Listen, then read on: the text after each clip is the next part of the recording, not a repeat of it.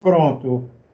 Nós estamos iniciando uma gravação Skype hoje, 3 de outubro de 2019, para dar continuidade ao processo de discussão de um artigo da revista brasileira de educação matemática. Como é o nome da revista? Revista de Educação Matemática, não é? Ensino, matemática e pesquisa.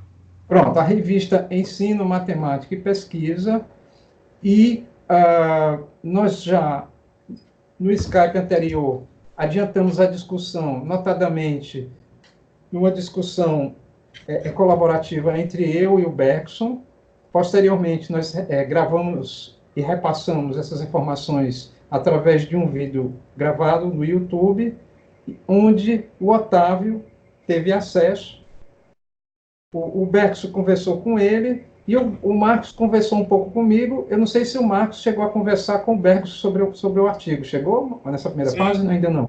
Já, falou, né? Falou. Ótimo. E o Alex está nos assistindo. Então, a meta de hoje é nós prosseguirmos do ponto onde paramos, tá? Então, o que eu vou fazer?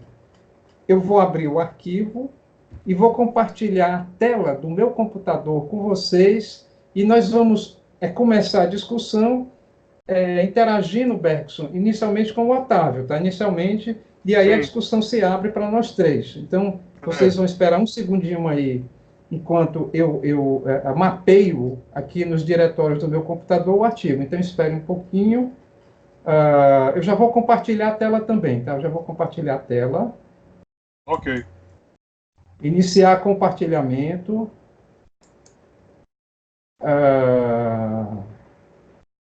Só para um teste, eu vou abrir uma tela qualquer aqui do meu computador para ver se vocês estão vendo, tá?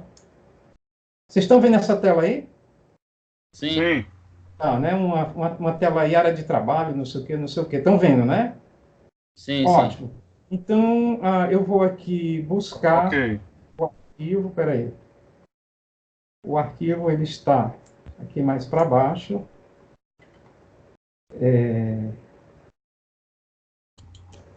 Estou abrindo aqui outras telas.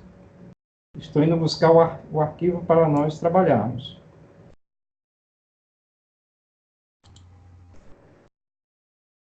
Estamos abrindo. Aí vocês conhecem um pouco o meu computador aí, tá?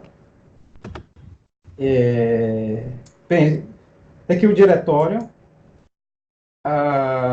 Então, faço imposto do diretório, educação, matemática e pesquisa. Tá aqui, vamos lá para ele. Educação, matemática e pesquisa. Eu vou descer um pouco aqui. E, sim, eu vou ter que talvez abrir o vídeo para ver até onde é que a gente foi no vídeo. Acho que foi na página 11, inclusive. Aqui, acho que foi na página 11. Beco, você se lembra mais ou menos onde que nós paramos? Se lembra, você marcou com um pontinho. Acho que marcou de outra cor. No próprio artigo, não é? Pronto, eu acho que esse azul aí, ó. Lá embaixo. Não. Não, mato. Deixa eu achar o vídeo. Deixa eu procurar aqui o vídeo, só um momentinho. Vou abrir aqui na nova janela. Vou abrir aqui. Só um instantezinho. Downloads.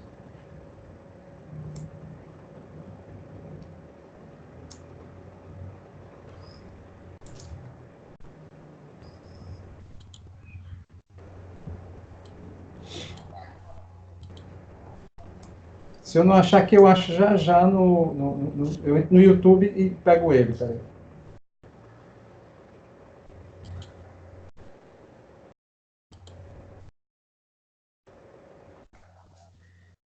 Só um instante.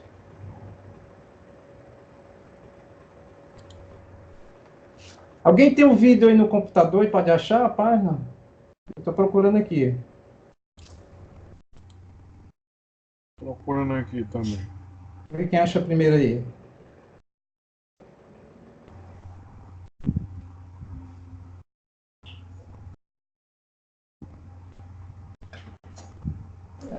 MP4.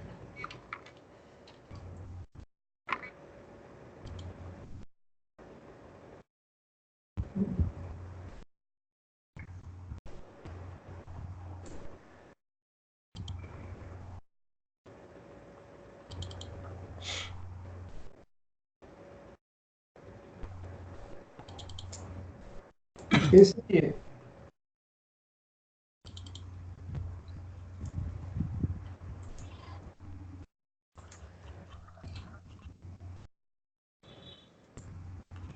Aqui eu achei o vídeo. Ótimo. 24.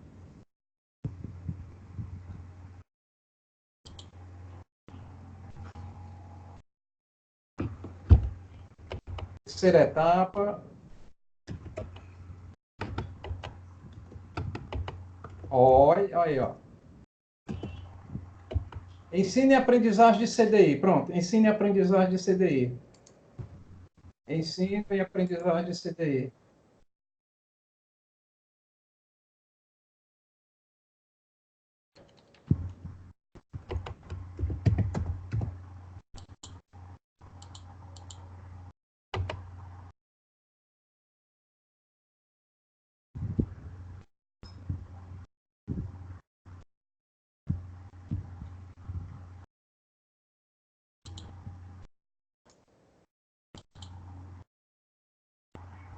Terceira etapa, né? Ó, terceira etapa, não é isso, Bergson? Isso. Terceira etapa. Terceira etapa. Terceira etapa, na fase de coleta de dados. Na fase de coleta de dados. Na fase de coleta de dados.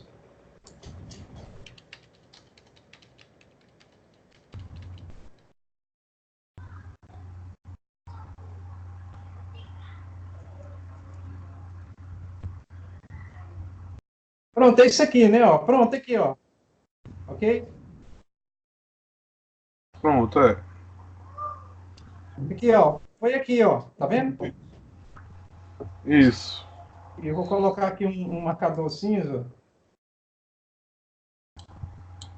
Pronto, então posso, por enquanto eu vou deixar aquele vídeo lá.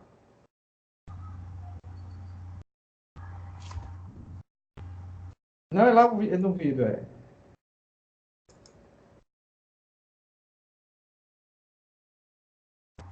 Pronto. Ok? Ok. Ok. Então, rapidamente, eu vou deixar essa versão aberta.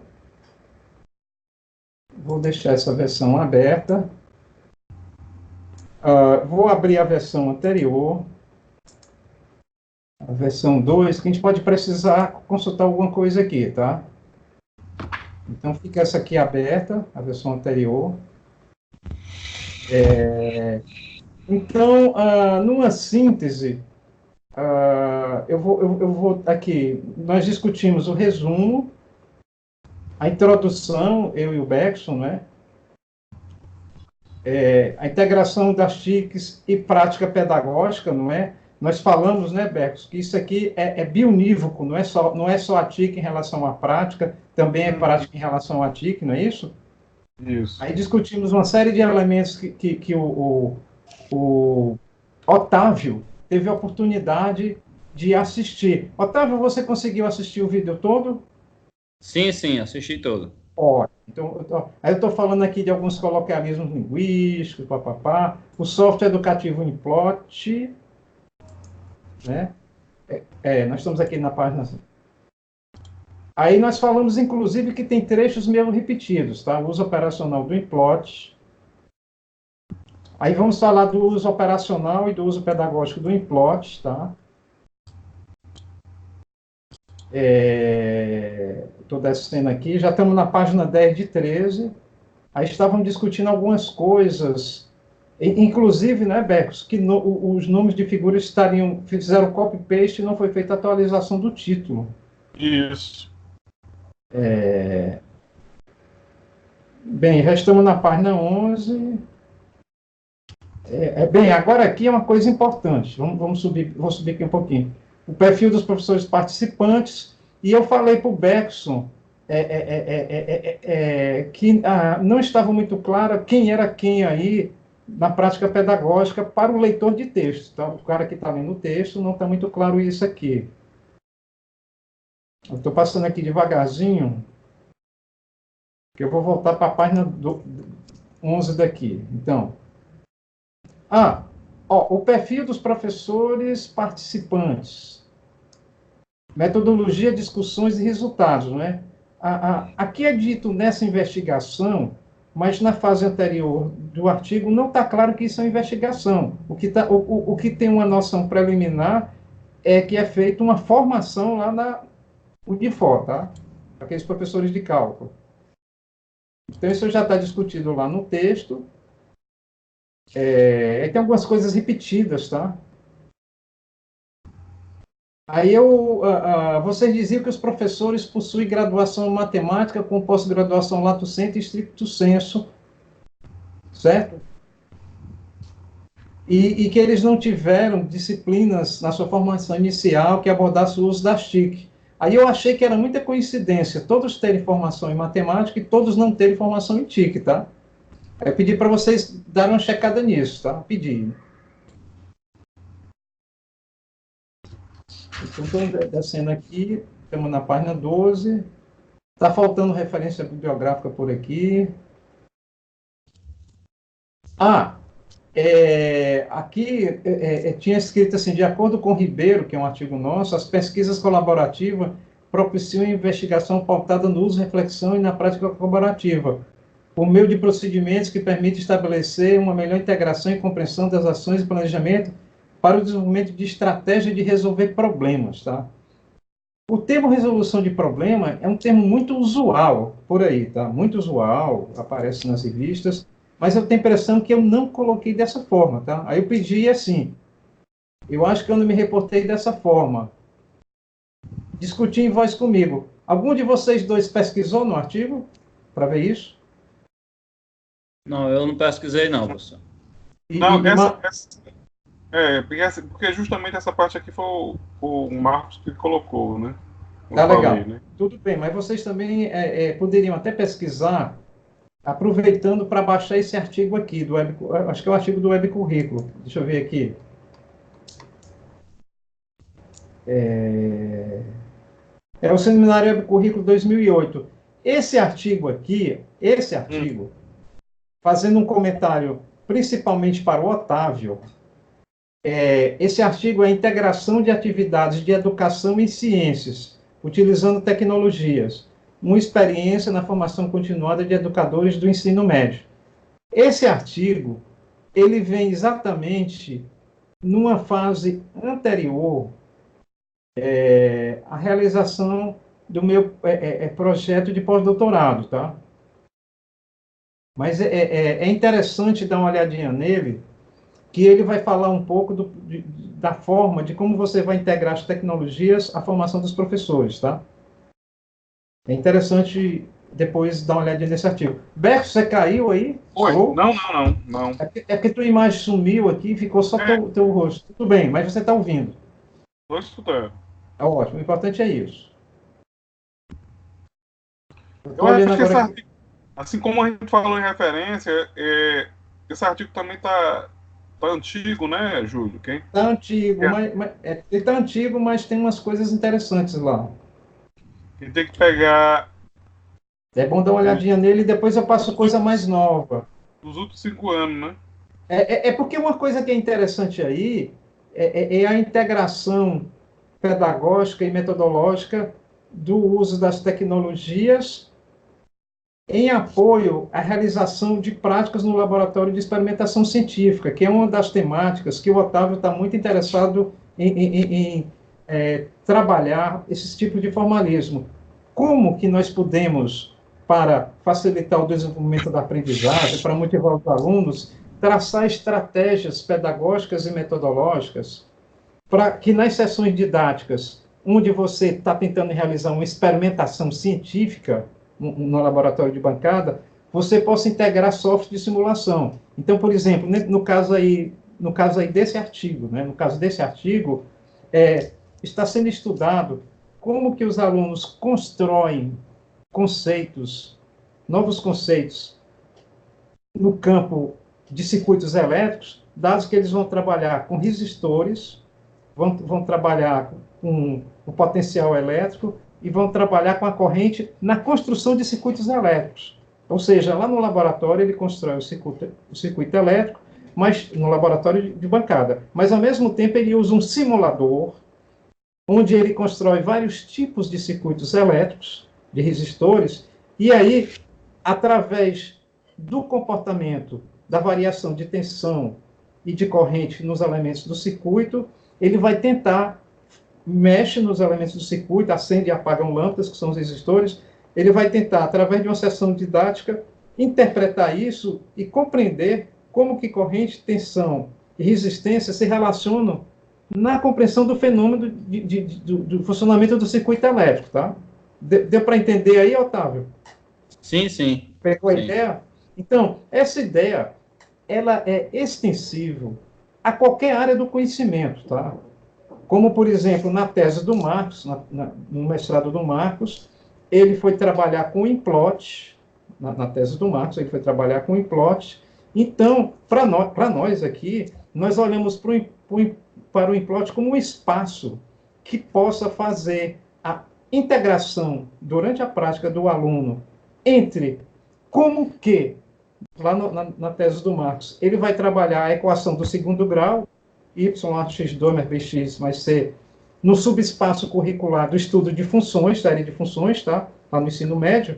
Então, como é que ele escreve analiticamente, na janela de interface do implot, a equação y(x2 mais bx mais c), e sistematicamente, você entrando com essa entrada de dados, o software te plota o grafo parabólico, tá? Então, se ele pega A, B e C de AX2 mais BX mais C, atribui valores de variação do intervalo da função, valor de x, ele vai ter vários comportamentos da parábola, várias propriedades, se ela está cortando um eixo, se ela não está cortando o eixo do x, se ela corta o eixo do y, se ela é mais assintótica. Então, ele começa a correlacionar o quê?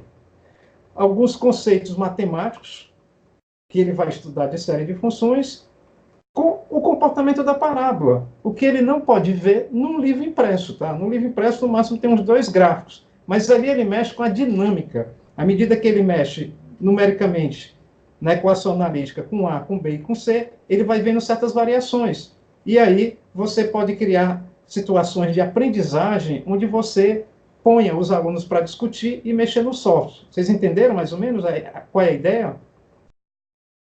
É associar a visualização matemática da parábola resultante com aquilo que analiticamente é a série y(x2 mais bx mais c). E aí você pode direcionar nas situações de aprendizagem como que a teoria para ele, que ele estuda lá no currículo dele, na disciplina de estudo de série de funções, estudo de parábolas, como é que ele vai associando a teoria à prática, que é a visualização geométrica da parábola. Então, a ideia é essa, tá? Analogamente, como nós fizemos lá no circuito elétrico. Então, você pode sistematizar essa ideia.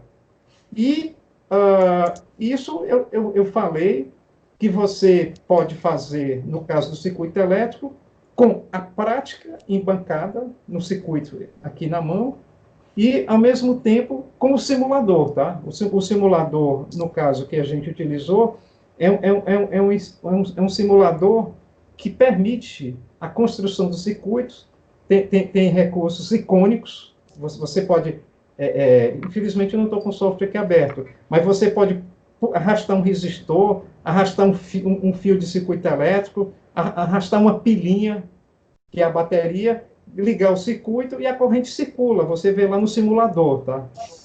E uma série de outras propriedades. Então, a ideia é essa. Aí eu estou falando isso porque aqui vocês falam alguma coisa do implot aqui, mas está meio, ainda, no meu ver, está um pouco estímulo-resposta, tá? Repito, está um pouco de estímulo-resposta isso aqui. Mas vamos lá. Aí vocês falam das etapas, tá? Aqui, eu vou voltar para a primeira etapa, né? Então, ele diz que você está levantando os conhecimentos prévios dos professores em relação aos uso da TIC e a socialização da utilização pedagógica do software plot, abordando os conteúdos dos gráficos de funções aplicados no estudo de cálculo diferencial integral. É isso? É? Cálculo diferencial integral aí? Isso. É. Ah, bem, abordando os conteúdos do gráfico está um pouco solto, tá? Então, muito claro. Otávio, o que é que você queria dizer aí com abordando o conteúdo gráfico de funções? Bem, eu acho que esse texto pode ser melhor escrito, né, dizendo de fato, porque assim, os conteúdos que vai estar presente no gráfico vai ser o domínio da função, a sua imagem, depois os pontos de inflexão, concavidade, reta tangente, né, todos esses conceitos que são conceitos de cálculo diferencial e integral. Eu acho que se explicitasse os conteúdos, acho que ficaria melhor escrito. O que o senhor acha? Aí eu faço outra pergunta para o Otávio para chegar lá. Por enquanto, eu estou interagindo com o Otávio. Bex, deixa ele interagir um pouquinho. Okay. Otávio, se eu e você pegássemos um artigo, a gente pegou lá um trecho de um livro e cortássemos exatamente isso aqui, conteúdo dos gráficos, tá? Conteúdo do gráfico. O gráfico tem conteúdo? Ficou complicada essa frase. Talvez elementos dos gráficos, deixou né? a desejar, de fato. Como que os elementos contidos nesses gráficos, porque isso é uma visualização gráfica, né? Nós estamos fazendo visualização. Que na verdade é a visualização gráfica dos conteúdos de cálculo, né? Pronto, não é nem a visualização gráfica do conteúdo, é como que os elementos do gráfico podem ser associados aos conteúdos teóricos, analíticos lá do estudo do cálculo, tá? O conteúdo tem que ter esse cuidado linguístico aí para você não gerar uma perda, inclusive, do rigor argumentativo, tá? Tem que ter cuidado. Entenderam? Sim, compreendo. Se tiver dúvida, corta, tá, Otávio? Se você achar que eu estou falando besteira, corta também. Não, certo, tudo bem. A melhor coisa que eu acho é quando eu falo uma besteira e vocês me corrigem. Às vezes eu falo uma besteira e vocês... Eu digo, pô, eles estão conseguindo raciocinar num nível que estão avançando melhor, tá? Sim. Vamos lá. Então, isso foi uma pergunta, tá? Então, já discuti aqui. Bexo, quer fazer alguma pequena discussão desse conteúdo dos gráficos, Bexo? Dizer alguma coisa? Com certeza. O gráfico em si não vai ter conteúdo, né? O gráfico está apenas demonstrando, no caso, uma parábola, tal, não vai ter um conteúdo específico, assim, né? Pelo contrário, eu sou o aluno. Eu quero construir novos conhecimentos a partir de conhecimentos prévios que eu tenha ou não tenha, sobre essa teoria de equação de segundo grau, que agora eu, professor, estou querendo que o aluno se aproprie do conteúdo teórico lá do currículo, lá do livrinho dele, tá? Como é que esse aluno tem ou não apropriação dos conteúdos curriculares para interpretar e visualizar os gráficos, certas propriedades e leis matemáticas, tá? Aí sim, tá?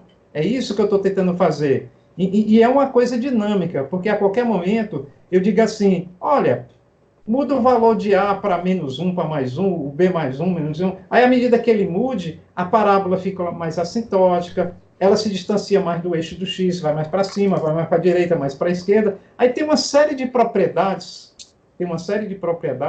inclusive até aquele negócio do cálculo que você calcula as raízes, né? Menos B, mais ou menos, a raiz quadrada de B2, menos 4AC sobre 2A, né? Aquele negócio ali. Você calcular as raízes, uma hora a parábola pode tocar, ter uma raiz dupla, outra hora ela não tocar o eixo do X, não é isso? Isso. Eu estou falando numa linguagem para o aluno de segundo grau. Agora, eu estou falando para o segundo grau, mas nós podemos estender a matemática mais avançada do nível superior, tá? Porque você está falando de cálculo diferencial integral. E eu não sei exatamente o que é que vocês abordaram de conteúdo matemático lá com o implot. Foi o quê? Verso, foi o quê lá? Houve a construção de umas senoides, né? Foi. Tá. Foi nesse viés. Foi umas senoides, uns gráficos, os gráficos das senoides, né? Foi. Isso, porque se fosse ministrar um curso desse para nível superior, eu preferia trabalhar com funções de conceitos mais simples, como senoides, a matemática do segundo grau, entende? Para você não trabalhar ainda com a matemática de cara mais avançada, tipo cálculo diferencial integral, limites, e usar o implot, e o cara tem mais dificuldade conceitual matemática, entende? Então, é preferível que você trabalhe no espaço de conteúdo matemático mais simples, como você falou, com senoide, com a equação de segundo grau, que é a matemática do segundo grau, né? Para que o professor aprendente, o seu aluno, para que ele tenha menos necessidade de conceito matemático e mais necessidade de utilizar os recursos operacionais do software e aprender a discutir colaborativamente com o colega aquilo acolá, não é? Ou seja, como que ele vai se apropriar mais pedagógica e metodologicamente do uso do implot, para que isso facilite a construção de novos conhecimentos, né? E aí, os conteúdos curriculares da disciplina lá do segundo grau estão mais contemplados. Eu estou descendo aqui para o segundo grau, tá? Estou evitando um pouco o cálculo diferencial integral, o que não desclassifica a formação, tá? Tranquilo? Ok. Se ele sabe trabalhar com um certo conceito matemático, mesmo do segundo grau, como que ele interrelaciona vários conceitos e leis matemáticas de uma área de estudo de matemática do segundo grau, a construção de gráficos, tá? Como é que ele infere essas propriedades? Se ele se apropria disso, obviamente que ele pode pegar conteúdos do cálculo diferencial integral do CDI e trabalhar lá, limites, derivadas, integrais, com o implot ou com outro software, tá legal? É a grande jogada. Okay. Segunda etapa, 8 horas. Representações gráficas de funções matemáticas, do cálculo diferencial, tá, né? E reflexões pedagógicas das ferramentas. Olha o que eu escrevi aqui, ó. Agora para o Otávio. Otávio, para mim ainda não está claro como que, pedagógica e metodologicamente, os conceitos matemáticos e a construção, visualização, discussão e interpretação de gráficos representativos de funções estariam sendo colaborativos, interativamente interrelacionados e ressignificados. Eu não sei se quando o Marcos e o Bergson ministraram o curso, se eles levantaram esses dados lá durante a pesquisa. Levantaram esses dados, ou Marcos, ou não? Que tipo de dados? Os dados foram levantados, velho? Os dados cortou aqui um pouco? Como foi? Eu vou repetir. Aqui nesse texto, eu estou dizendo que não está claro como que, de forma pedagógica e de forma metodológica, quer dizer, no uso do software, os conceitos matemáticos, deixei em negrito, a construção, visualização, discussão e interpretação de gráficos representativos dessas funções, certo? Estariam sendo colaborativos, interativamente interrelacionados e ressignificados. Ou seja, eu pergunto para o Bergson, se vocês fizeram registro de dados, mostrando como que num passo a passo os caras estão discutindo e associando a construção de conceito à visualização dos gráficos. Foi feito isso? Foi. Pronto, ótimo. Foi. O Otávio chegou a participar dessa formação também? Não. Pronto, não, participei não. Ótimo. Então, Otávio, talvez esse tipo de pergunta é melhor jogar para o Bergson e para o Marcos, e o Otávio interagir, até para que o Otávio tenha mais apropriação do que foi feito, para quando, na hora de reescrever o artigo, ele também entrar com mais críticas, tá? Sim, claro. Terceira etapa, aplicação de questionário, 10 questões objetivas e subjetivas, que versavam sobre os aspectos operacionais e pedagógicos do uso do software Winplot. Durante essa etapa, que teve 4 horas, hora nunca é tida, cara. Assim, esse tipo de erro não deve passar, tá? Durou outra coisa. Foram discutidos e avaliados os pontos que abordavam as questões sobre a facilidade do uso de software, sua utilização e relação com o ensino e aprendizagem do cálculo diferencial integral.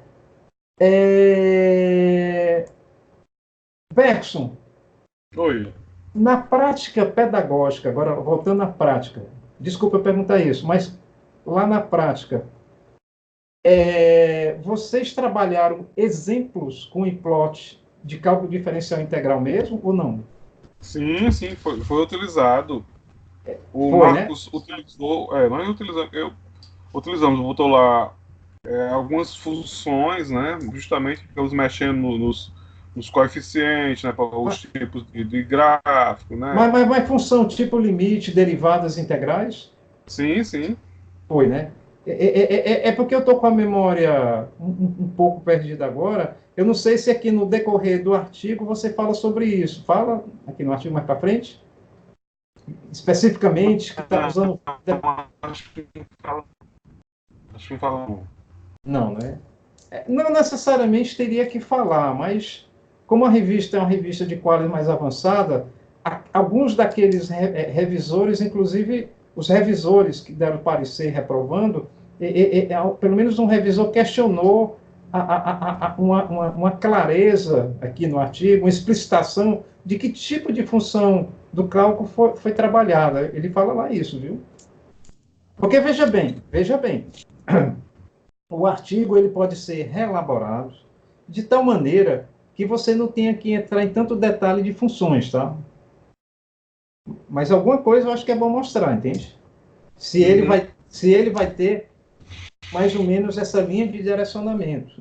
Eu não estou dizendo aqui qual vai ser, nem qual deva ser a linha de direcionamento do novo artigo que vai ser gerado a partir desse, tá?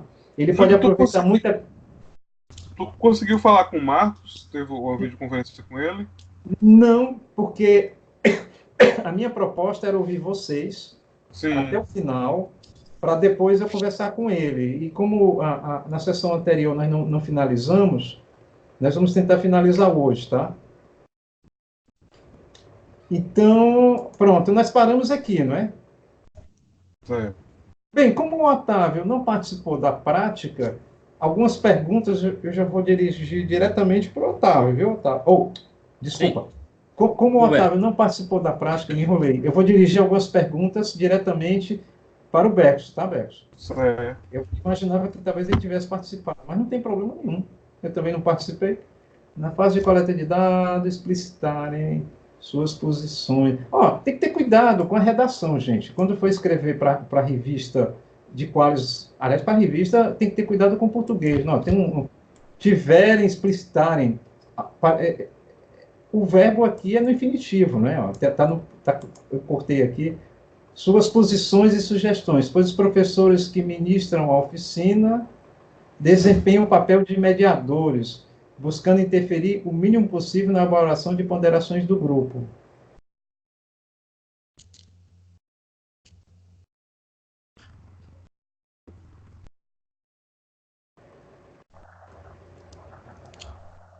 Estou vendo aqui.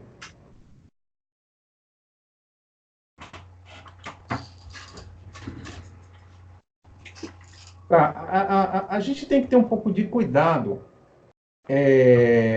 porque no Brasil a educação em todas as áreas do conhecimento, o papel docente do professor em sala de aula, aqui, nas áreas de conhecimento, ainda tem um viés muito instrucionista, tá? A ideia é, quando possível, né? Por exemplo, se é uma aula de teoria, é uma aula de matemática, ou uma aula de física, ou uma aula de química de teoria, claro que se é uma aula de teoria, numa primeira abordagem, o professor tem que trazer os conceitos para a sala de aula, tá? Não interessa a metodologia que ele está usando aqui, mas ele tem que ter o cuidado também não só de estar naquela coisa de estímulo-resposta com os alunos, escrevendo conceito e o aluno copiando. O ideal era que esses conteúdos pedagógicos já fossem disponibilizados para os alunos, de forma impressa ou digital, tá? Primeiramente. Certo. Agora, no caso, que é o nosso caso aqui, o nosso caso, meu e de vocês dois no pós-doutorado, é utilizar recursos que venham a facilitar o desenvolvimento da aprendizagem. Quais são os grandes dois recursos que nós vamos usar? Eu, Otávio, Bexo e já uso com Alex. Nós vamos usar ou kits de experimentação de bancadas, tá? Oficinas, alguma coisa do tipo, ou simuladores de situações de aprendizagem, tipo um Implot da vida, softwares, tá? Uhum. Então, o nosso grande papel de cooperação no pós-doutorado é a incorporação de ferramentas e dispositivos que venham a facilitar o desenvolvimento da aprendizagem. Então, como que esses dispositivos eles podem ser adaptados de forma pedagógica, metodológica e cognitiva na facilitação do desenvolvimento da aprendizagem? Obviamente que nós vamos usar as tecnologias, tá? Certo. Nós três, usar o Alex também, nós vamos usar as tecnologias, também vai fazer uma ferramenta de apoio pedagógico. Então, se nós usamos as tecnologias, se nós usamos as redes sociais, dispositivos digitais, é de compreendermos que nós vamos tentar fazer o aluno como protagonista, o indivíduo onde vai estar centrado o desenvolvimento do processo de aprendizagem, tá? Mesmo assim, muitos professores que supostamente usariam as tecnologias, eles não têm formação para o uso pedagógico, metodológico e cognitivo das tecnologias. E, às vezes, gente, ele não tem nem formação mínima em teoria de aprendizagem, tá? Aí é complicado. Por isso que nós vamos trabalhar uma coisa bem rápida de teoria de aprendizagem numa única unidade de estudo. Algum comentário do Otávio, algum comentário do Beck, só o que eu falei agora, eu gostaria de ouvir. Isso. Nós vamos estudar a nível de pós-doutorado justamente meios. Assim, isso. Júlio, uma coisa, eu não sei se você está por dentro dessa abordagem, se você considera interessante ou não. O que estão utilizando agora, que eu também ainda não conheço, o que estão enchendo aí nos congressos, nas palestras, de metodologias ativas. Né? Pronto. Estão enchendo isso aí nos congressos, então, que eu ainda não parei para pesquisar alguma coisa sobre, né? Pronto. A metodologias ativas, bem, primeiro estão usando de forma muito estímulo-resposta, como quase tudo que usam, tá? Porque não tem uma formação mais... porque a formação é teoria e prática, tá? Teoria e prática. Eles não têm uma formação que seja mais fundamentada no processo de aprendizagem, no construtivismo, nas teorias de aprendizagem.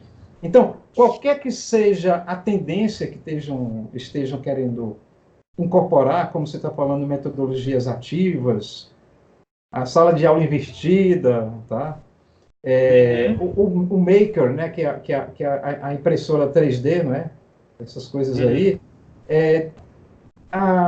O grande problema, na minha visão, é que as coisas são tocadas sem que o professor que está tentando usar, o pesquisador, repito, ele não tem uma porra de uma formação em teoria de aprendizagem lá, de forma um pouco mais sistêmica, um pouco mais avançada, entende? Sim. E aí, cara, é uma desgraça, tá? A gente vê cada coisa, por exemplo, livros escritos sobre avaliação da aprendizagem. Tem horrores, cara. Você vê que o cara lá, ele é famoso, é doutor, mas é uma coisa meio estímulo-resposta que tende até para uma avaliação quantitativa e não qualitativa, entende? Mas Então é isso.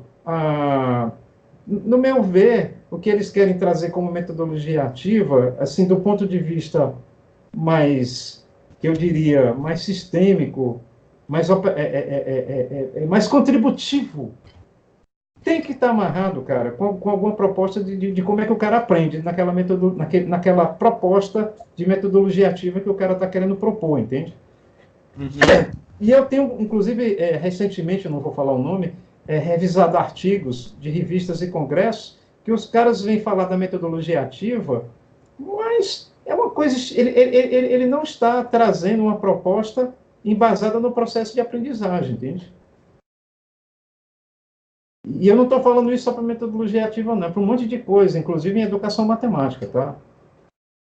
É muita coisa, tem muito material escrito que ele coloca, por exemplo, que ele chama de ensino de matemática, uma coisa muito centrada no professor e meio estímulo-resposta, quando na realidade tem que ser centrado no aluno, com o uso das tecnologias de forma apropriada, certo? E o indivíduo tem que ser o protagonista da construção da aprendizagem, o professor, o elemento mediador. Agora, ele só vai conseguir ser mediador de forma mais efetiva se ele tiver esses domínios de teoria de aprendizagem e ter essa formação, que eu repito, a formação ele tem que ter teoria e prática, tá?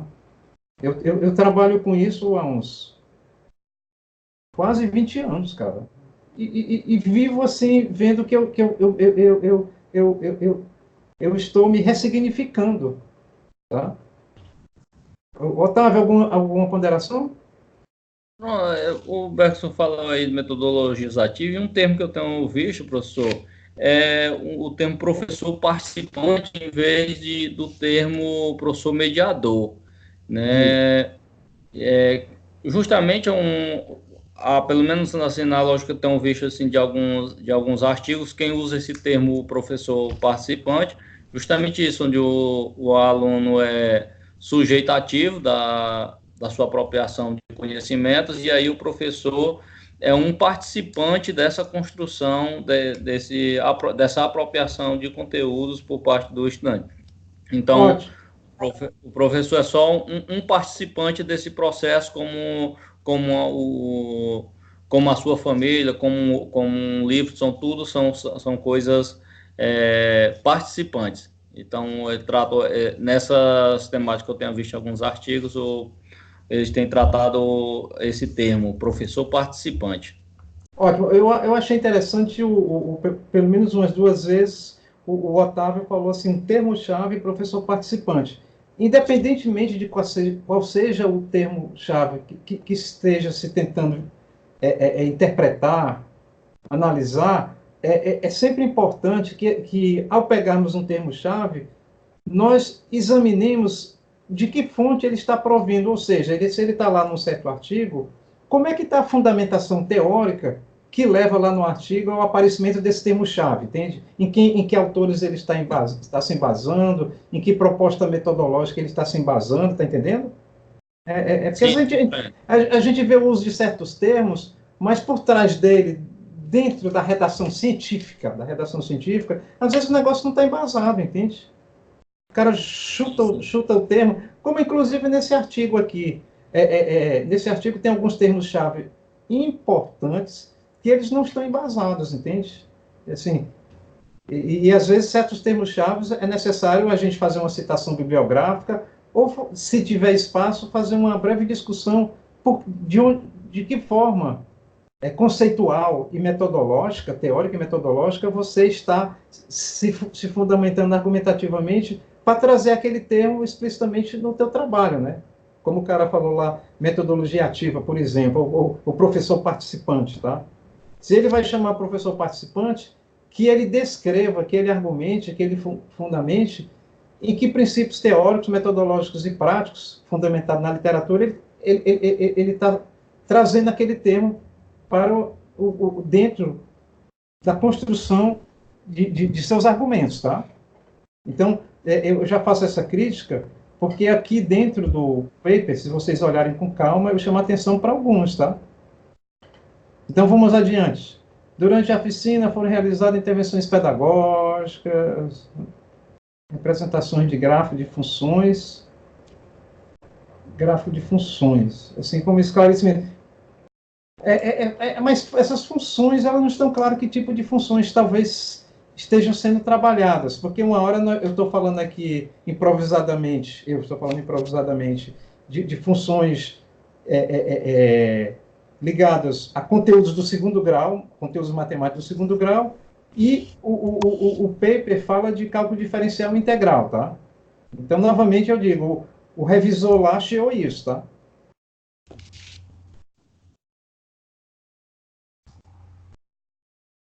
Com os resultados dos dados foram feitas as considerações e conclusões da pesquisa. Ó, essa linguagem resultado dos dados, isso aqui tá muito... Gente, o que você entenderia, Otávio, como resultado dos dados? Você acha que essa linguagem está apropriada? Não, ficou até Pois é. redundante, né? Pois é, Ficou tá, até... ótimo você falar assim, porque às vezes, Otávio, a gente vai escrevendo na linguagem científica certas coisas que não tem muita consistência, tá? Não tem muita consistência. Ou às vezes linguísticas, que é a língua, né? Ou às vezes na forma, que é o conteúdo, né? Até, vamos dizer assim, a redação científica propriamente dita em si. Aí, se eu vou deixando inconsistências na escrita, no cara que está lendo, vai acumulando um certo conjunto de dúvidas, tá? Aí chega um momento que ele não consegue dar continuidade no texto, que foi o meu caso, tá? Porque tem algumas coisas que se perdem. Aí, então, como os resultados dos dados foram feitas, as considerações e conclusões da pesquisa e os possíveis caminhos que ela sugere, tá? Aí eu falei, ó, essa redação está fragmentada e confusa, tá?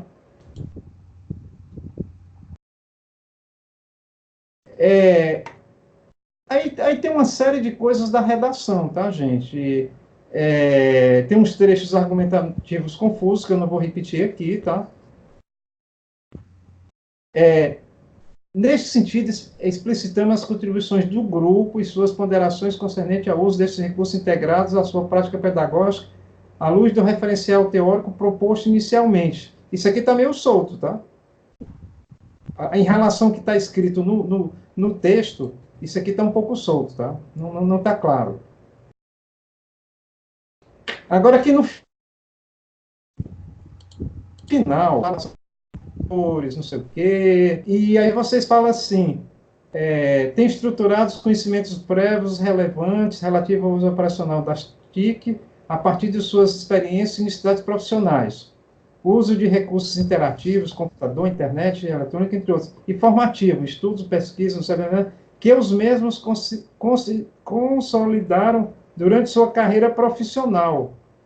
Isso está muito abrangente, tá? Como é que você comenta isso aqui, o Otávio? Professor, tá travado aqui para mim. O texto ainda tá na página de cima. Ah, é? Travado aqui. Tá travado ainda aí? Tá aqui, ó. Tá, quando o senhor começou a assar, nesse sentido, explicitamos as contribuições do grupo, suas considerações, aí o texto ficou travado. O senhor rolou, mas não apareceu aqui, enrolado. Ah, não apareceu, foi aí, mas já chegou? Agora que eu entendi, cara. Tá voando, tava voando. Apareceu aí? Apareceu aí? Verificamos preliminarmente, você tá lendo isso? A voz do senhor, o áudio chegou, o que não chegou foi o texto atualizado, a página, aonde o senhor está lendo. Beco, você consegue ver esse trecho? Verificamos preliminarmente por meio de registros ou não? Ou tá travado, Beckson? Não, tá, aqui tá ok. Tá ok, né? Ok aqui. Tá. Aqui tá ok. Tá ok. Tô vendo aqui. Então, Beckson, o que é que você acha disso? Os mesmos consolidaram durante sua carreira profissional. Não está meio abrangente isso? Isso é muito abrangente, cara. A redação não ficou boa. Não ficou, porque veja bem, isso é a escrita científica, né? É escrita científica. É a escrita de um artigo de revista. Então, do ponto de vista do rigor de conteúdo, você afirmar que os mesmos consolidaram durante sua carreira profissional. Cara, isso é muito abrangente, entende? Você não tem como fazer essa investigação em cima desses caras numa única formação ali, entende? Isso aí não dá. É verdade. Tá, aí nós vamos um pouco para...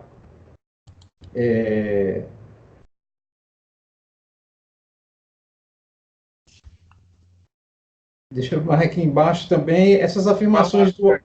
Agora que eu estou falar de uma carreira profissional é uma totalidade imensa de todos esses sujeitos, né? De um só, de um único sujeito, cara. Você saber daria um livro, né? Eu saber como que tua carreira profissional toda está relacionada a alguma coisa de uma formação que eu faço contigo, é meio complicado. É uma totalidade, né? Muito abrangente, né?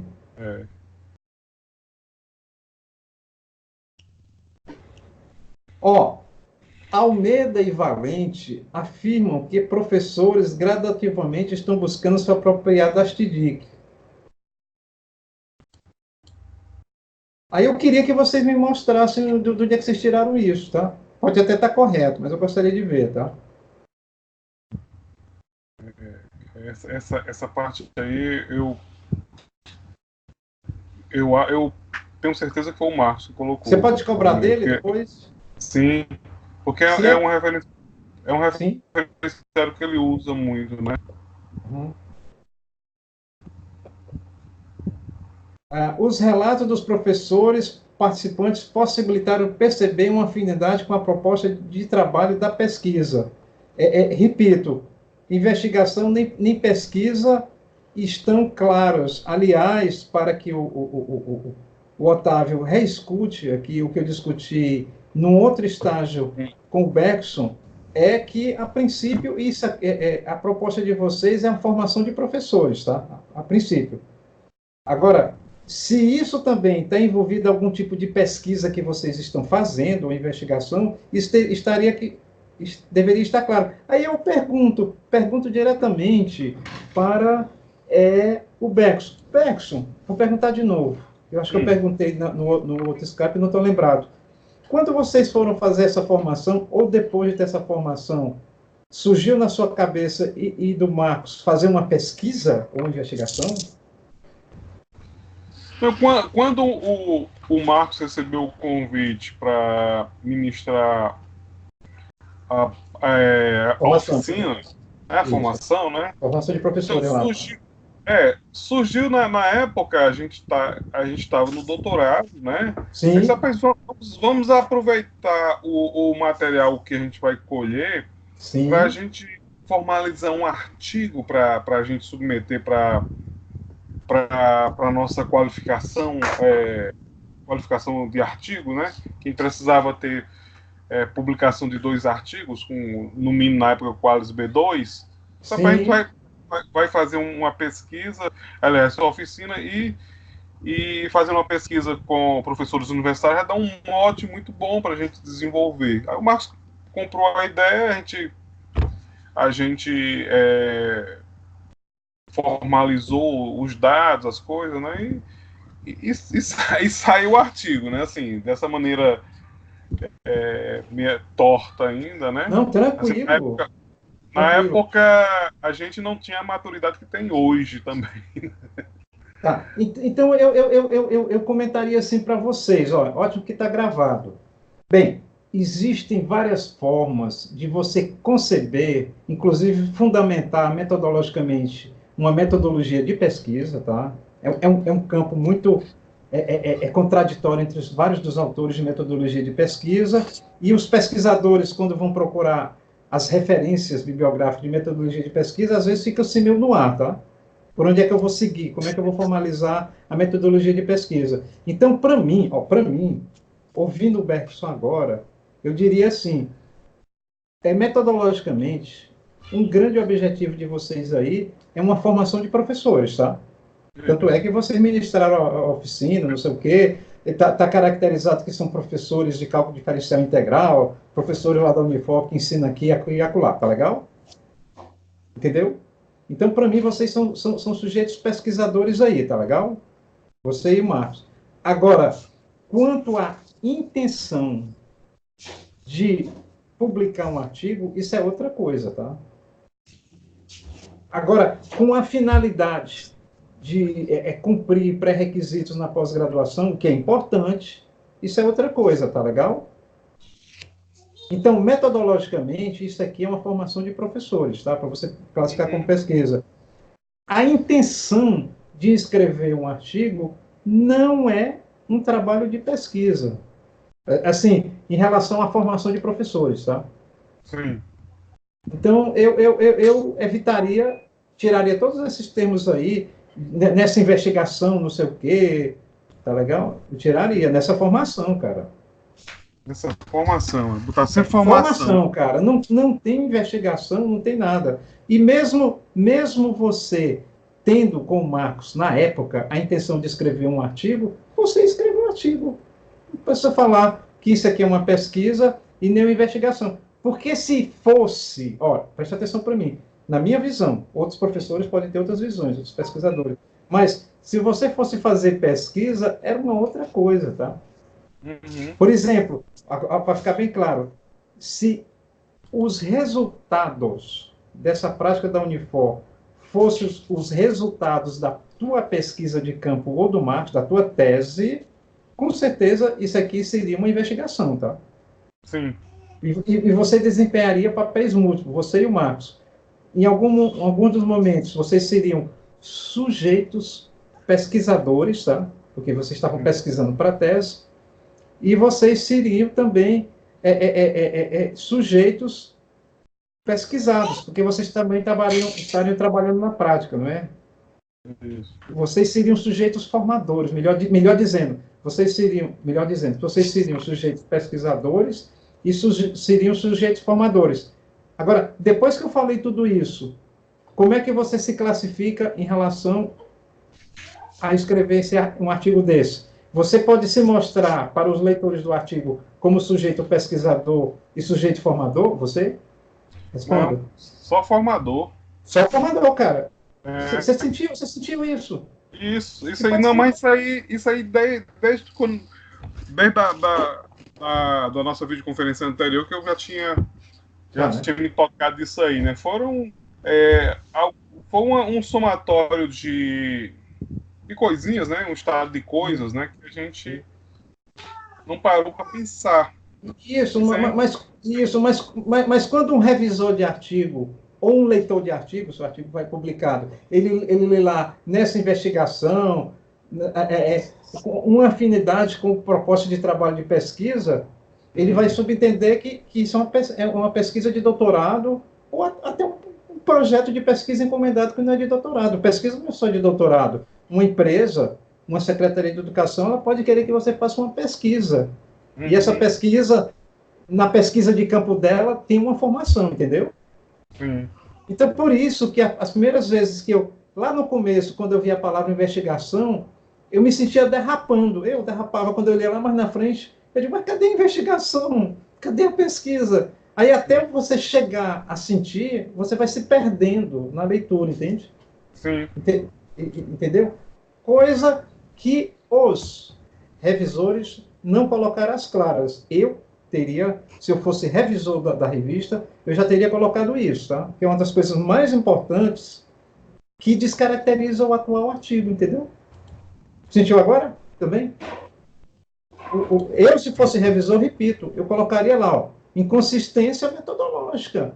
Os sujeitos se dizem pesquisadores, mas não está clara a pesquisa. Eu não podia concluir como revisor que vocês eram ou não eram pesquisadores, mas eu podia concluir que vocês falam em pesquisa, mas não está clara, porque não é pesquisa. Então, pronto, vamos à frente, porque senão vai para muito longe. Analisando as considerações dos professores em relação às perguntas do questionário, limitações do implot como ferramenta pedagógica dos professores e alunos.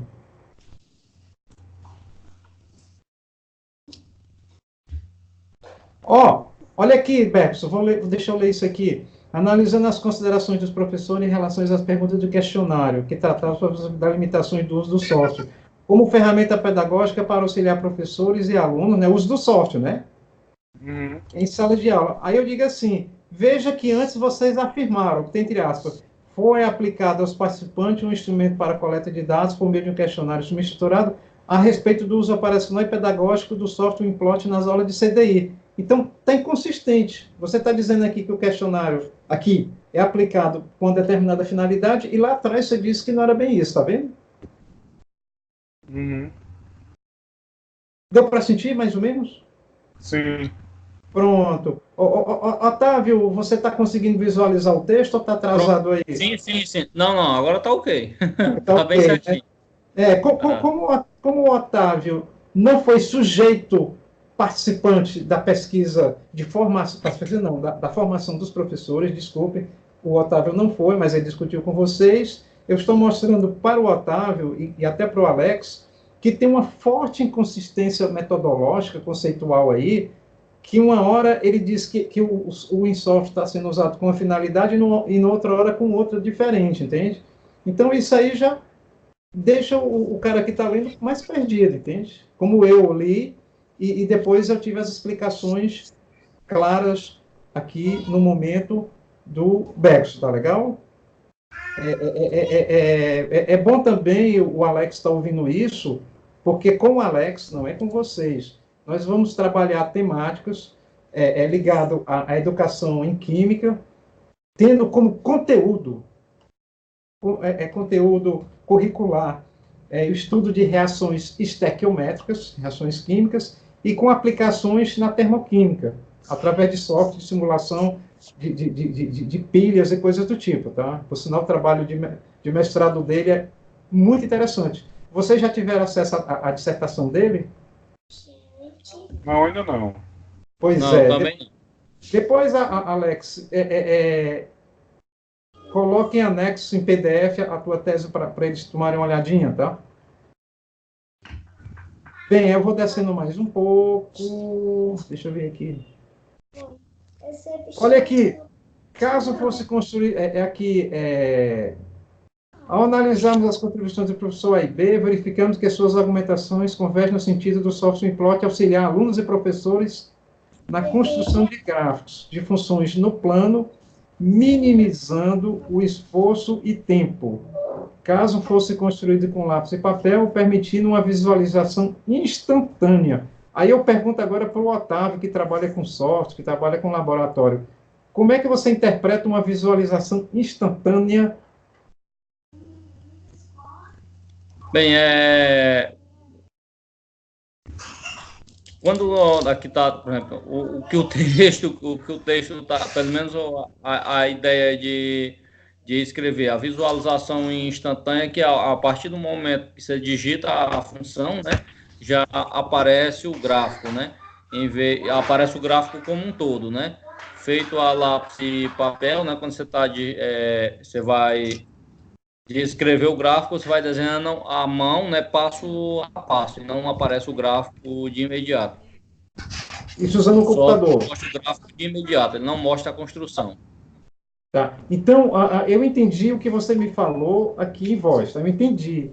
Mas na linguagem científica, você falar em educação, em aprendizagem, que nós estamos falando de aprendizagem e uso do software para aprendizagem, você falar visualização instantânea, do ponto de vista de linguagem científica, primeiramente, quando você olha quando você pega, tipo, novamente, AX2 mais BX mais C, você mexe no A, no B, no C, aí a parábola fica mais gordinha, se desloca para a esquerda, para a direita, para cima e para baixo, tá?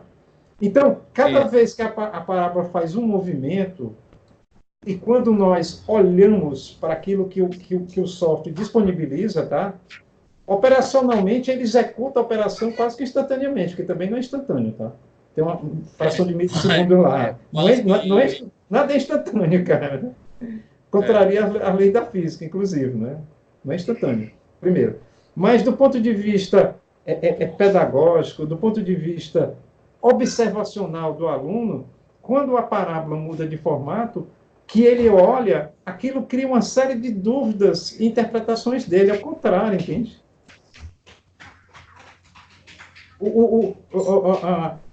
Se nós visualizássemos, entre aspas, quase que instantaneamente, é como se nós não fôssemos um computador, nós fôssemos um segundo computador, tá, cara? Não existe isso, cara. Não existe. Quando você mexe no gráfico, é exatamente que vai começar a discussão dos alunos por que, que aquele gráfico mudou de configuração geométrica ali, tá? Aí é que começa a história. Você está sepultando o início da história antes dela começar, tá? Repito, você está sepultando a história antes dela começar, a história de interação dos alunos e tentativa de interpretação, tentativa de associar o que ele está visualizando graficamente, né, o que ele está visualizando, como está ou não está perto dos eixos, está cortando o eixo, não está, com os conceitos associados lá da matemática. Eu estou focando só em equação do segundo grau para ficar mais fácil, tá? Porque falar em cálculo diferencial integral é mais complicado a gente falar aqui. Então, não existe essa visualização instantânea. Do modo que você falou para mim, eu compreendi. Mas na linguagem científica, primeiro, a visualização não é instantânea, tá? Então, seria uma visualização interativa, tá? Eu não lembro. Entendeu agora? Sim, sim. Mas só ainda... Eu ia fazer só um comentário. Fale, desculpe. Pronto. Eu ia só fazer ainda um comentário, por exemplo, Ótimo. Dentro do... O que era para estar escrito se for, por exemplo, dentro do exemplo que falou da função do segundo grau, por exemplo, fazer ser não igual a zero. Se o aluno estivesse trabalhando com lápis e papel, essa mudança no gráfico, ele só ia perceber quando ele fizesse um novo gráfico, né? Ele não ia ter a possibilidade, ele não teria a possibilidade de interagir diretamente com o gráfico no momento que está sendo construído. Foi lá, zerou o C, por exemplo, vai cortar o eixo, e aí ele não teria, na origem, aí ele não teria essa visualização, né, de forma quase instantânea, né? Ele não teria essa visualização, ele teria que construir um novo gráfico para porque seria uma nova função para ele.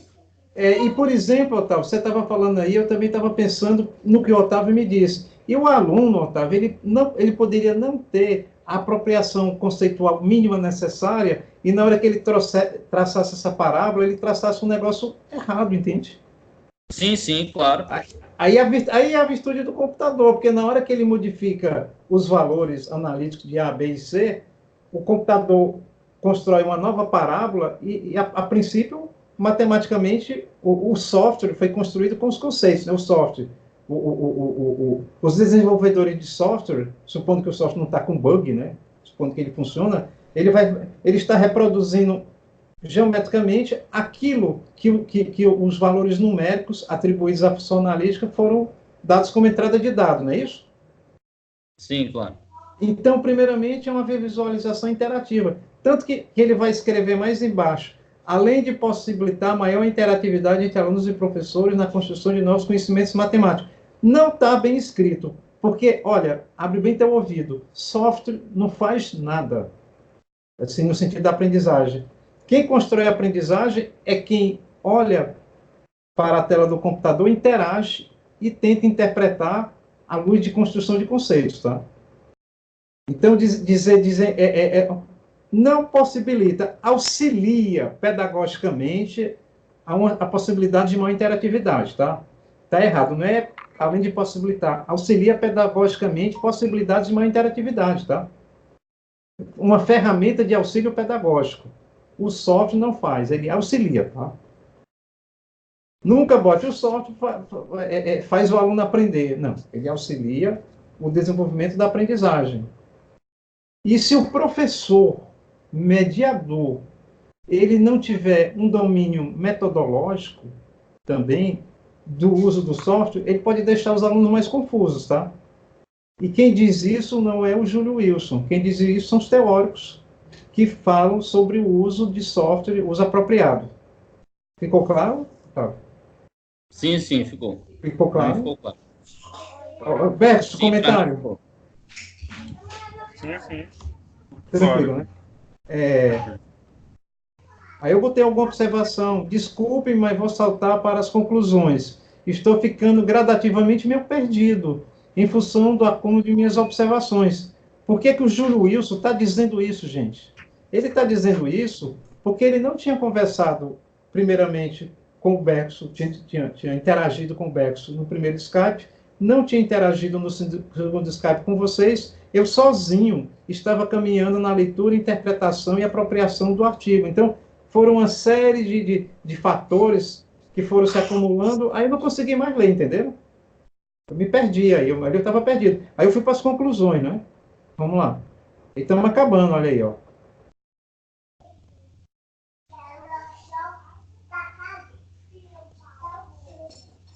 Você está visualizando, Otávio? O estudo nos permitiu. Beco, você está visualizando? O estudo nos permitiu? Tudo ok. Tá, deixa eu reinterpretar o que eu li aqui. O estudo nos permitiu avaliar o campo de conhecimentos para o professor. Olha, ao invés de avaliar, é melhor você dizer assim que o estudo permite, não é, você se apropriar de indícios preliminares. Sempre quando a gente tenta interpretar dados, agora estou falando de pesquisa, tá? Agora estou falando de pesquisa. Quando já que vocês coletaram os dados e vocês vão tentar analisar, no máximo nós temos indícios preliminares para aquele tipo de situação que a gente conviveu, tá? Aquele tipo de situação que a gente conviveu. E quando nós vamos tirar nossas conclusões, nós sempre devemos deixar claro que as nossas conclusões são relativas àquele espaço que você pesquisou lá, tá? No caso que você desenvolveu a prática pedagógica. Agora eu posso falar de pesquisa quem está analisando dados, tá? Estou lendo mais embaixo.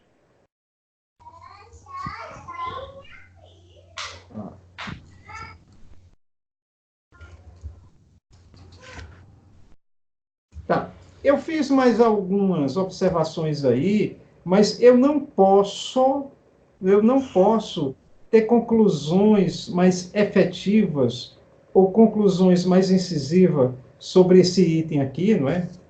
Considerações finais, porque, repito novamente para vocês dois, que o Marcos vai assistir o vídeo, eu fui me perdendo na apropriação do artigo. O que vocês estavam querendo dizer exatamente? O que vocês fizeram? Não estava claro para mim. Como vocês fizeram?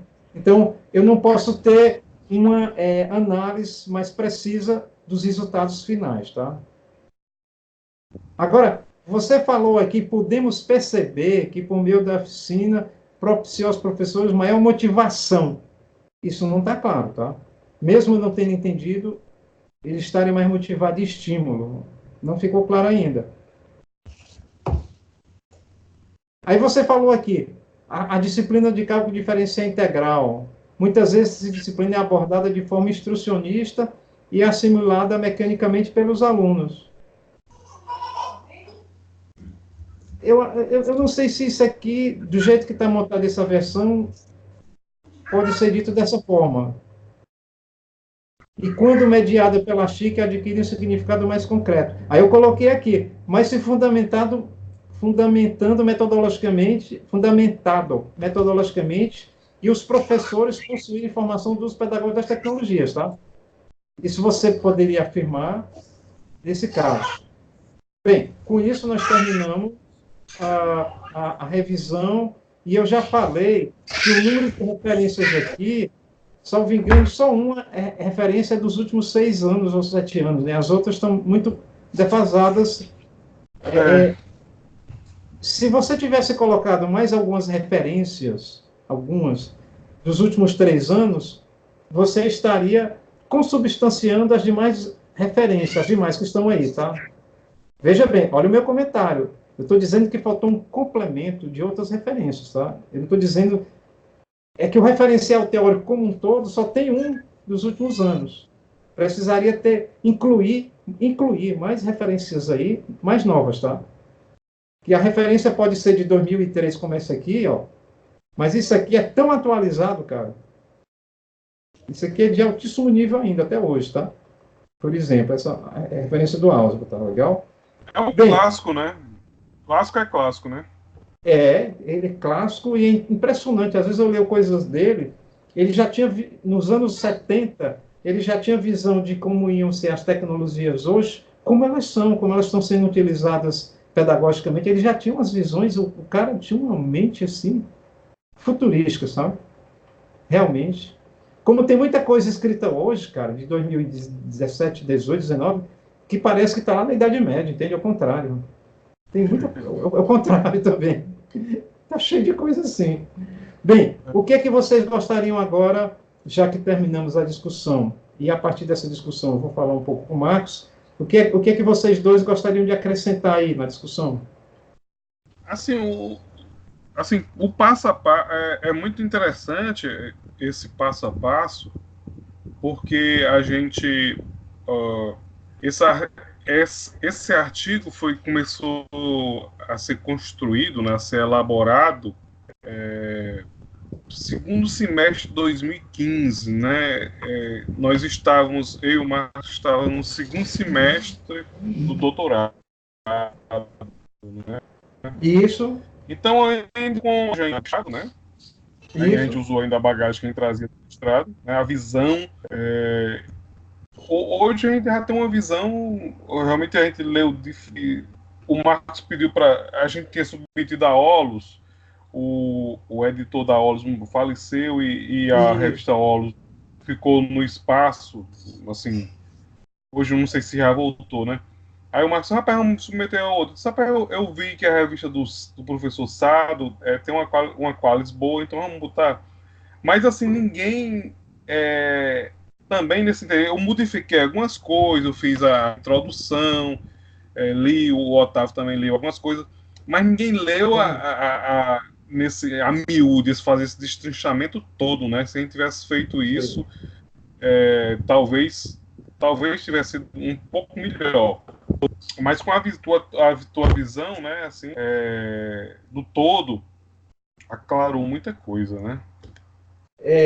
Bem, eu gostaria de fazer alguns comentários, inclusive talvez depois que eu fale com o Marcos, a gente tenha um Skype todos nós, assim, propostas para dar prosseguimento.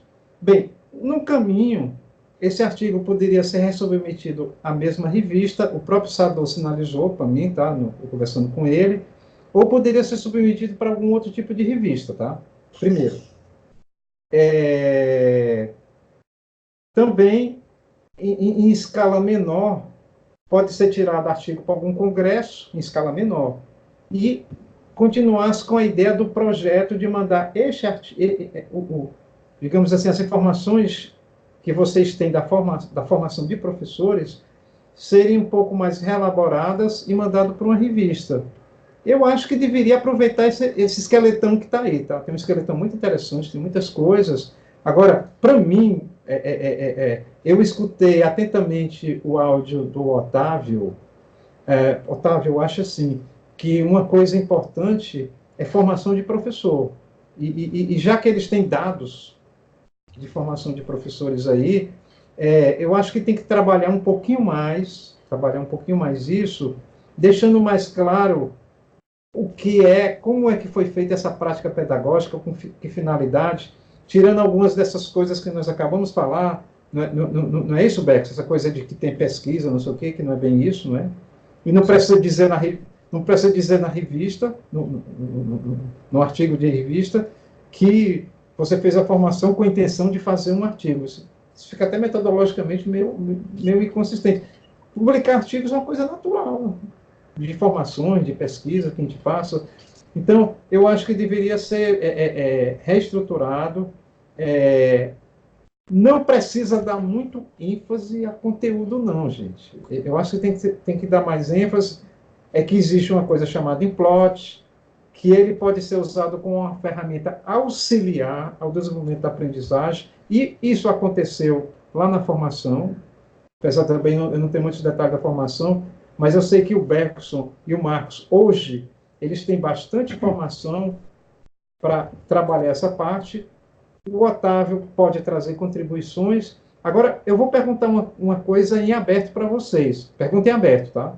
Sim. Quantos hoje são os autores da revista? Não quero saber os nomes. Vocês têm 6 ou 7 autores na revista? Eu coloquei minha orientadora, professora Socorro, Ivoneide. Ivonete, o Marcos é orientadora. Vocês Você, três. o Otávio, e a Verônica, minha esposa, né? Tem 7 ou tem 8? Tem 7 ou tem 8? São 8, né? Vamos ver de novo. Vamos ver pelos os professores mais antigos. Tem os 2 orientadores, né? Os 2 orientadores. Tem eu, os 3 mais antigos, não é isso? Aí tem vocês 3 doutores mais jovens, são 6, né? Aí tem a Verônica também, 7. Tem mais algum? 7, né? 7. Bem, eu acho o seguinte, vocês deveriam levar, talvez, a 5 autores. Vocês podem até colocar 7 autores, tá? Mas 5 ou 6, eu acho que já é uma boa medida. Eu, inclusive, fiz uma pesquisa ontem, para conversar com vocês. Eu entrei em algumas revistas, tá? Inclusive algumas de educação matemática, outras de educação, e baixei, assim, tipo assim, 6 números de cada revista. Acho que eu peguei umas 5 revistas, ou seja, eu fui nos 30 números de revistas de propostas diferentes, e fui olhando, numeração digitais, qual é a quantidade de autores que tem, tá? Geralmente tem 1, 2, 3, aí quando passa acima de 3 já cai bastante, tá? 4, cai bastante, 5 é coisa rara. 6 é um pouco mais difícil. 7, a não ser que seja um artigo muito portentoso para ter 7 autores, tá? Por exemplo, eu publiquei um capítulo de livro de 50 folhas, cara. Sabe o que é 50 folhas? Uhum. Hoje que nós publicamos, e de alunos assim, doutores mais jovens, que eram doutorandos, só tinham 3. E tinham 4 pesquisadores, já, assim, bem mais antigos, assim, como eu, tá? Inclusive a professora Alexandra Ocada da Open University, estava a professora Alexandra Ocada da Open University, estava o professor Valente, da PUC de São Paulo, né? Ambos sêniores, estava a professora Galeazzi, que nada menos é do que a autora uma das autoras da teoria da análise textual discursiva, né? Professora sênior. Maravilhosa. Maravilhosa, 3 sêniores, eu já sou doutor há quase 30 anos, quer dizer, já tinham 4 caras assim, de experiência bem mais antiga, né? E aí nós tínhamos 3 alunos, porque a pesquisa era co-investigativa, né? Era uma pesquisa que se relaciona à parte de recursos educacionais abertos, é feito em maior grau de cooperação. Como agora eu estou cooperando com vocês, né? Vocês podem até dizer, pô, o cara está chegando mais perto da gente. Nós estamos discutindo juntos. Hoje foi a primeira interação assim, maior com o Otávio. Vai ficar gravado, se vocês quiserem reouvir, rediscutir entre vocês, né? Não é aquela discussão que a gente discute e vai embora e perde vários pontos. Está tudo gravadinho, eu estou olhando ali para cima. E aí eu quero que vocês avaliem com calma, não é hoje, conversando com o Marcos, quantos autores vocês vão querer pôr para a nova versão disso aqui. Vão querer manter todos? Por mim, tanto faz, tá? Por mim, tanto faz. Eu estou aposentado, inclusive. Entenderam? Assim, na realidade, como a revista AMP, né? Ela não estipulou um número de autores. E eu tinha visto uns números com esse total, 7, 8 autores, né? Então, rapaz, vamos privilegiar as nossas orientadoras. Isso. O professor Júlio Wilson, que vai estar no pós-doutorado com a gente, né? Aí vocês três, né? Entrou a minha esposa e o Otávio, que é o orientador dela, né? Então, assim, com o Otávio a gente já tem uma cooperação grande, né? Assim, a gente já, de longas datas, a gente já coopera, né? Em artigos, em eventos. Então, só para vamos fazer isso aí.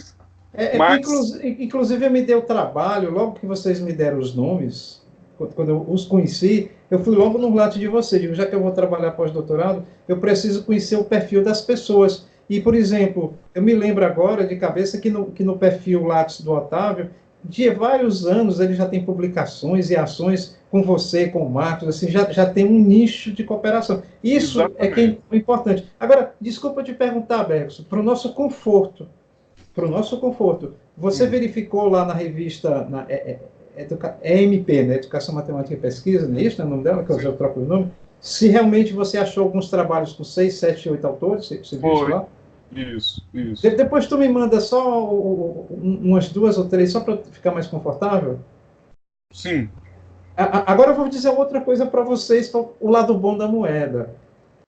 Com o século XXI, com o aparecimento do REA, Recursos Educacionais Abertos, com a educação aberta, com a formalização conceitual e metodológica do que vinha a ser com a investigação, com as possibilidades de uso integrado das tecnologias. Hoje nós já usamos o WhatsApp, vocês viram eu botando o telefonezinho aqui no ouvido e ligando para o Alex, né? Tentando ligar para vocês, e já esse negócio aqui também vai para o YouTube, né? Nós estamos convergindo as mídias. O interessante é que os trabalhos tenham mais autores, tá?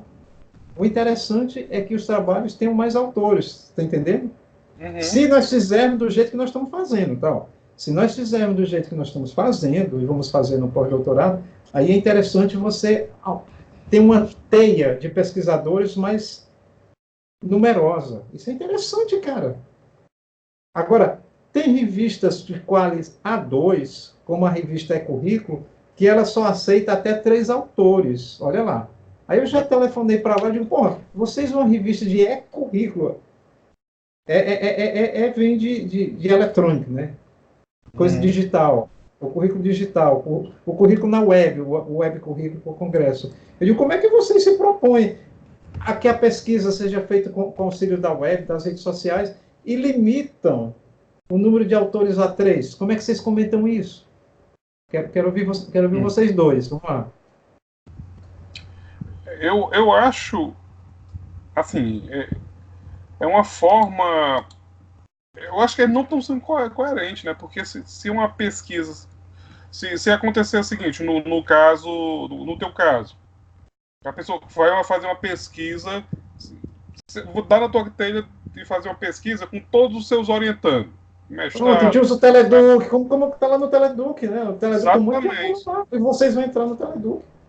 Vai ter, no mínimo, umas 10 pessoas, né? E todos vão estar colaborando, né? Como é que vai restringir, né? Assim, é complicado, né? É complicado isso aí, né? Realmente. Não, mas aí é outra coisa. Você pode ter uma turma de 30 alunos,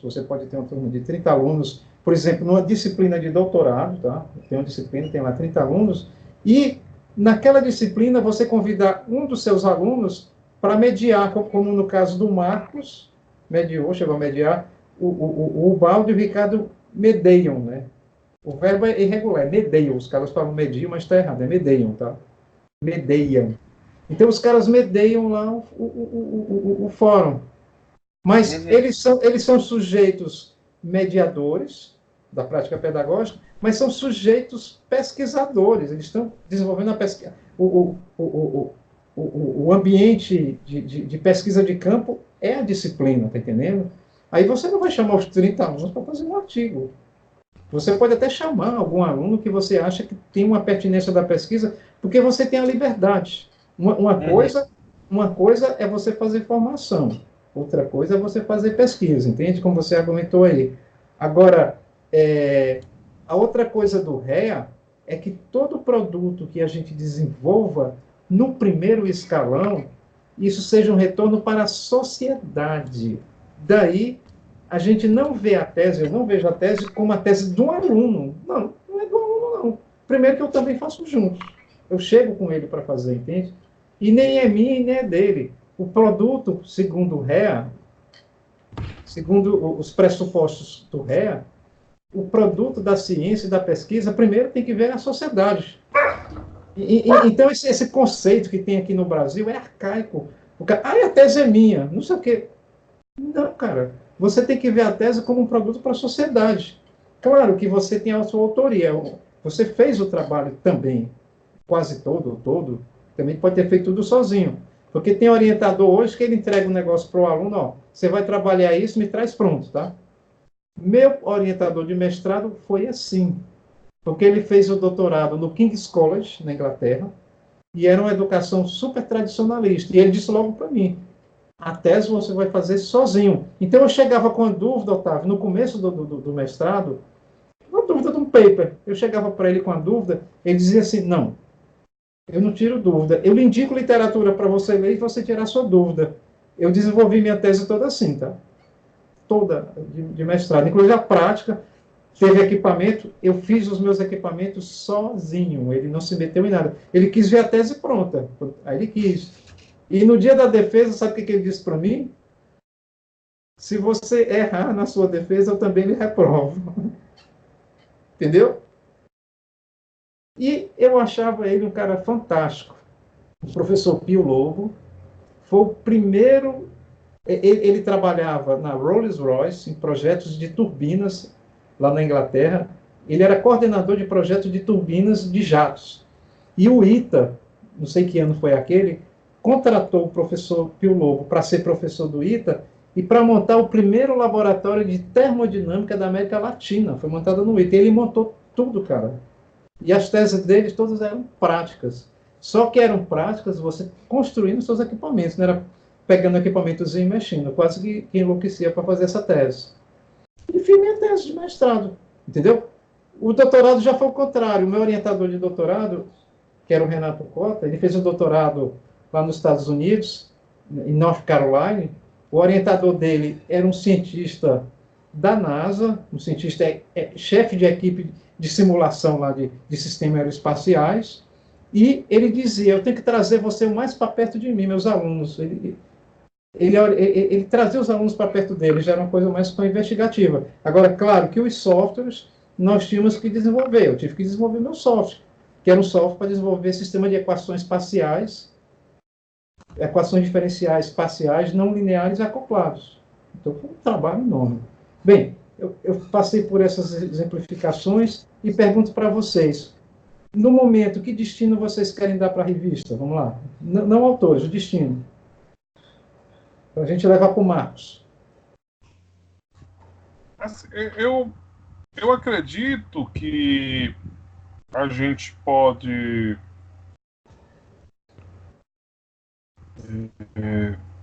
pesquisar outros periódicos, outras revistas, né, que aceite trabalhos com esse viés. A princípio a gente pode deixar na agulha para reenviar para a EMP, mas o Otávio mesmo já me deu uma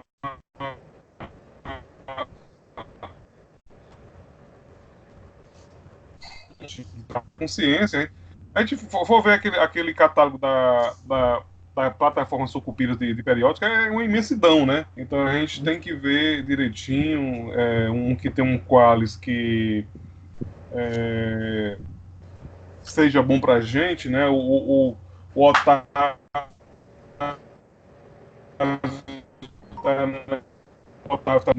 da academia, né? Ainda para se qualificar cada vez mais para ficar com pontos nos programas. Tu também, né, Júlio? Também precisa disso aí. A minha esposa também está precisando do mestrado.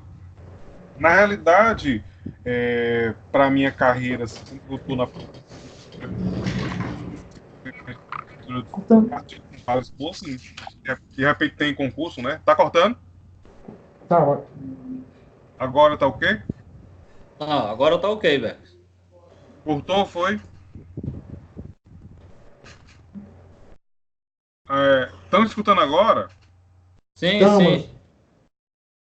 Eu acho, Bex, assim, que já, o trabalho do jeito que está escrito, já tem muita informação interessante. Eu acho que o que precisa é uma rearrumada, primeiramente, uma reorganização das subseções do artigo, uma reorganização de qual foi a proposta da prática.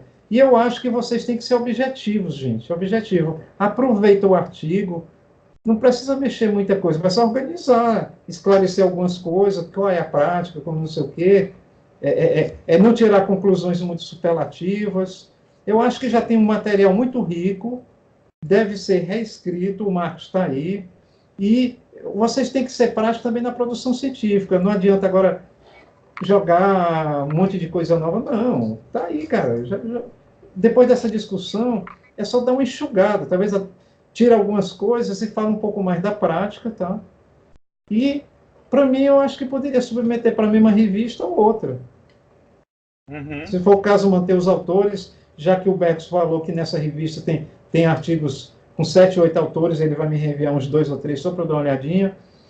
E eu acho que não deveria perder o foco, não. Assim, ser objetivo, terminar o artigo, dar essas enxugadas aí, conversar. Agora sim, vocês conversem com o Marcos, e para mim, como supervisor de pós-doutorado, eu acho que o diálogo com o Marcos, vocês deveriam, você, Otávio e Marcos, reescreverem isso, reescrevam, limpem, pode até me consultar, tá?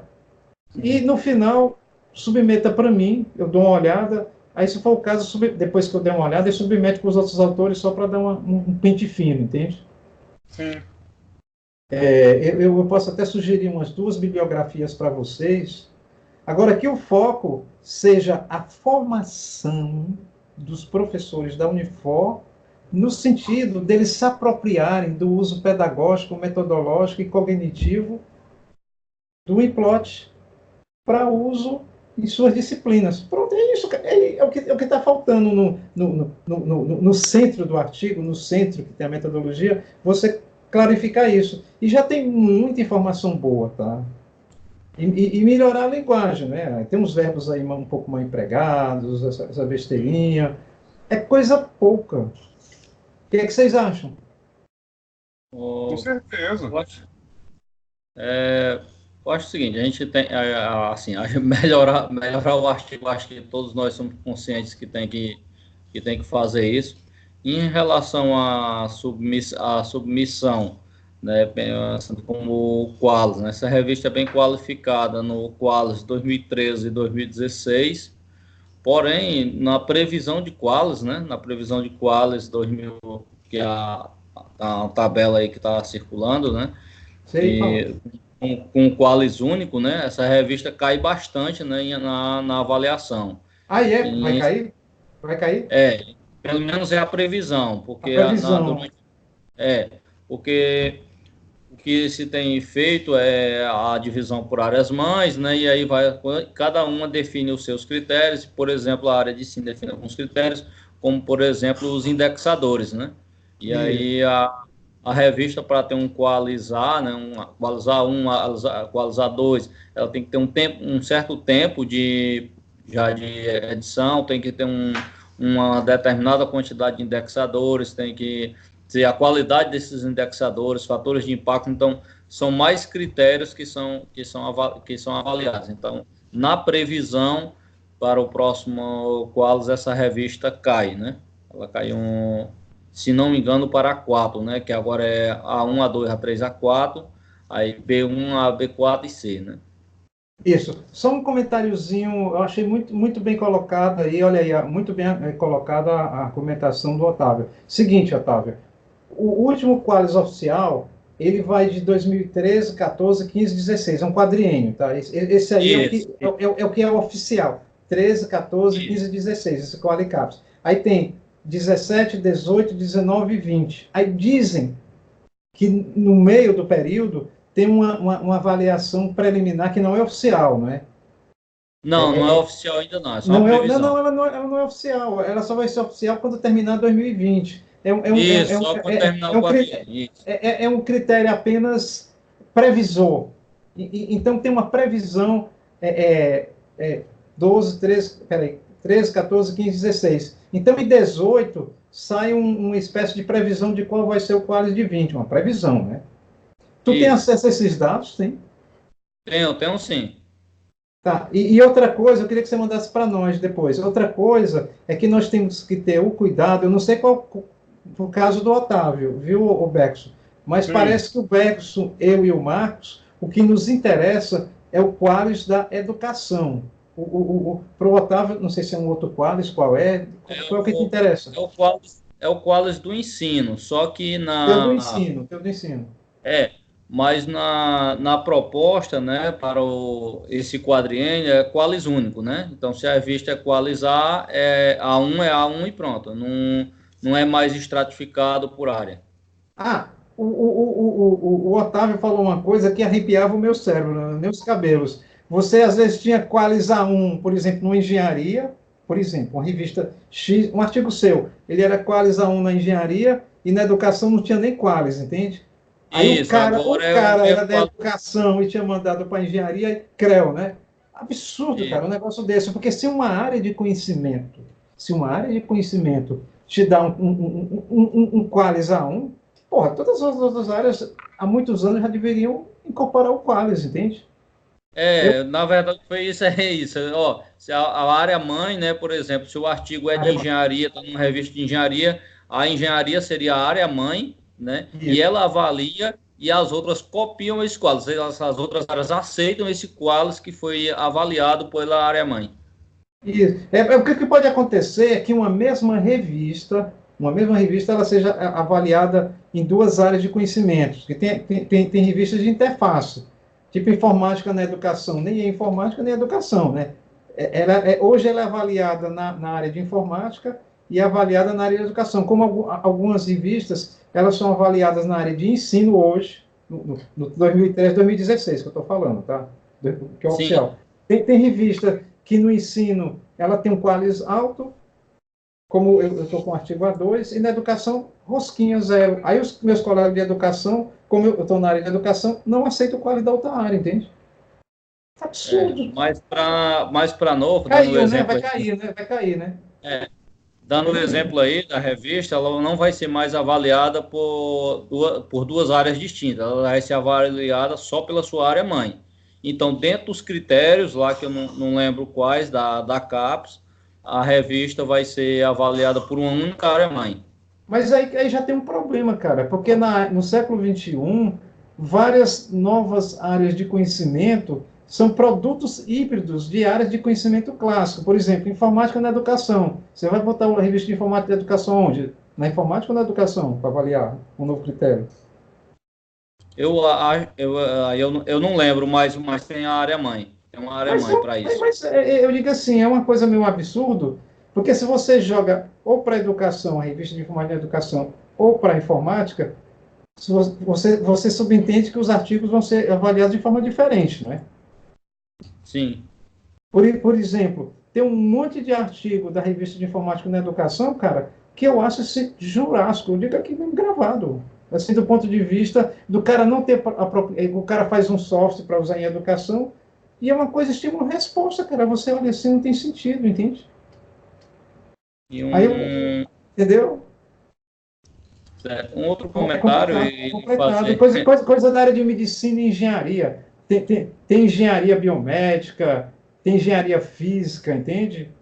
Você vai pegar uma revista de um artigo que o médico fez, que está no uso de equipamentos na área de engenharia física, vai olhar para o físico analisar e não o médico, e tem uma implicação médica muito importante, aí o físico vai avaliar mais pelo lado da física e não pelo lado da medicina.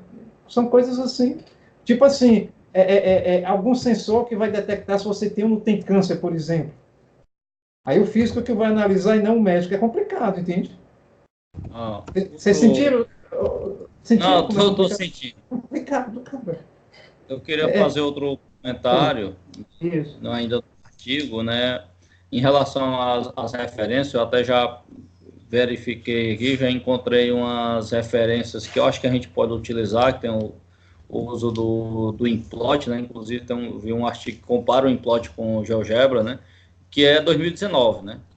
Mas tem que ter cuidado também, às vezes, de um artigo desse, se tem muita consistência. Eu gostaria até de dar uma olhadinha nesses artigos que vocês vão querer incluir, para ver se esses autores... Claro, a gente vai enviar. Isso. Sim, claro. Se eles têm uma apropriação na área de educação, na área de teoria de aprendizagem, para estar fazendo avaliação. Porque às vezes está num certo tipo de revista aí, até com qualis alto, mas não tem. Como, por exemplo, essas revistas da área de ensino, cara, tem um monte de desastre em relação à educação, entende? Muito behaviorismo, muito estímulo-resposta. Eu sei que é tiro de uma área contra a outra, tá? Mas estou falando.